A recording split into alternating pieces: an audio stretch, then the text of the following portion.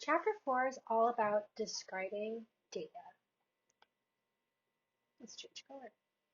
So section 4.1 is called What is Average? Here are our learning objectives from the course and the text. So let's talk about the mean, median, and mode.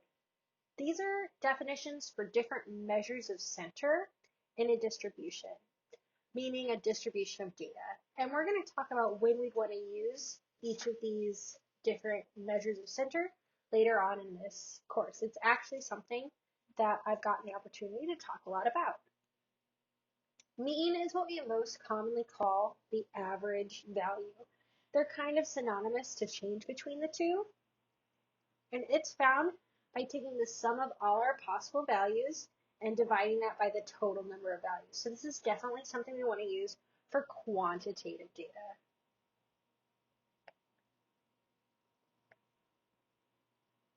The median is the middle value in a sorted data set. So sorted meaning arranged from smallest to largest. And the mode, that would be the most common value in a data set. So that's the value that occurs the most. So given a data set, why don't we try and find the mean, median, and mode? So 8 grocery stores sell the PR Energy bar for the following prices listed below. We need to find the mean, median, and mode.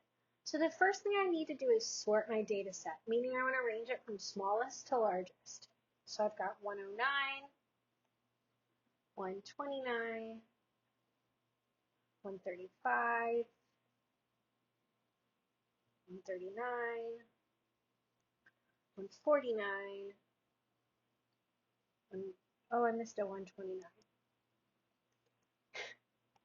Of course I did. Okay, so let's rewrite this. 109, 129, that's why I cross them off as I go. 135, 139, 159, 179. Okay, so the mean is when I take all of these values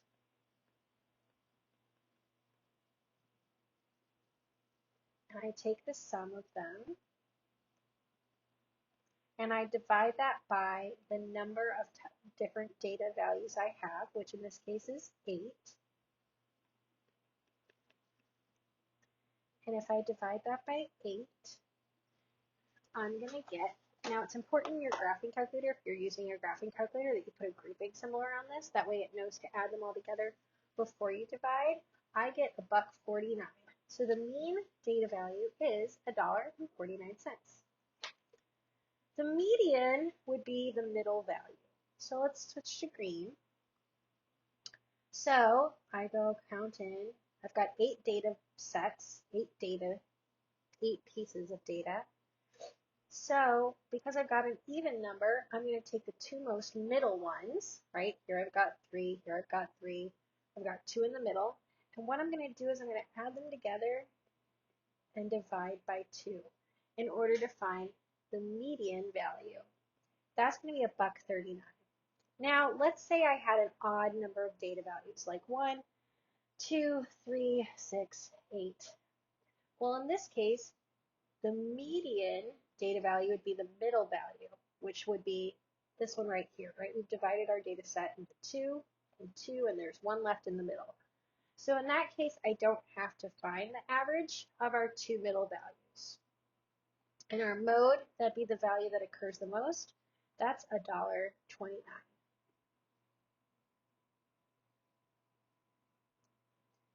Now, sometimes a data set can have outliers, and that's going to skew our median. So let me show you what that means.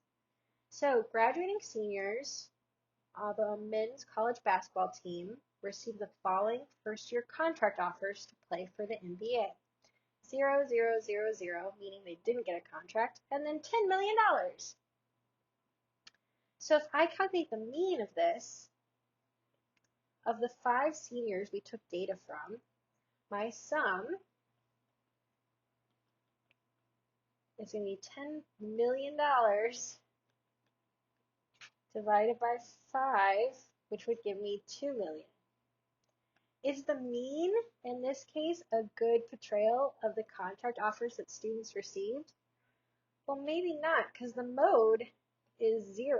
And the median, because I've got 5 data values, we're going to divide it in half, the median is also 0. So the mean is really affected by this outlier of $10 million. Outliers are numbers that are way, way different from our middle values and our measures of center. An outlier in a data set is a value that's much higher or lower, that's important to note, than almost all others.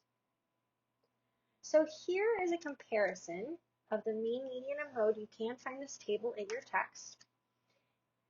The mean is the most common value used, followed by the median. The mode is only really used sometimes. The mean and the median always exist, but there may be no mode, or there could be more than one mode. So for example, if I have the data set 1, 2, 3, 4, 5, very creative, this has no mode. But if I have the data set 2, 2, 5, 6, 6, here I have 2 values that occur twice, so this one has 2 modes. You could even have 3 modes or 4. The one thing with the mean is that it's good that it takes every value into account, right? We take the sum, we divide it by the total number, but it can be affected by outliers, as we saw in this last example. The median doesn't take every value into account. It's just the middlemost value. Same thing with the mode. It's just the value that occurs the most. A weighted mean accounts for variations in the relative importance of data values. So this is kind of how your grades are calculated.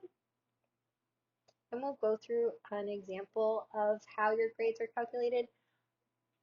Weighted. This isn't incredibly common in statistics, so keep that in mind, but I did want to show you an example. So the weighted mean is the sum of each data value times its weight. So for example, a quiz could be worth 15% of your grade. And homework could be like worth 30% of your grade. If you took that times its weight over the sum of all the weights, which out of course is typically 100, you'd get the weighted mean. So suppose your course grade is based on 4 quizzes and 1 final exam. Each quiz counts as 15% of your grade, and the final exam counts as 40%. Your quiz scores are 75, 80, 84, and 88, and your final exam score is 96. Let's go ahead and calculate the weighted mean.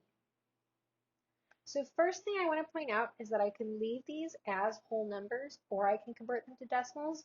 It's just important to note that if I was to convert them to decimals, instead of having 100% be the sum of all my weights, it would actually just be 1, because all of the decimals, like 0.15, 0.15, 0.15, and 0.15 added together with 0.40 would equal 1. Why did I put that 8 there? I think that was supposed to be a percent. So I'm going to take 75 times 15 plus 80 times 15. So I'm taking each of my quiz grades times their weight plus 84 times 15. And I'm putting parentheses because of PEMDAS. We want to go ahead and multiply first, plus 88 times 15, plus my final exam score of 96 times 40. Hi, Bobby.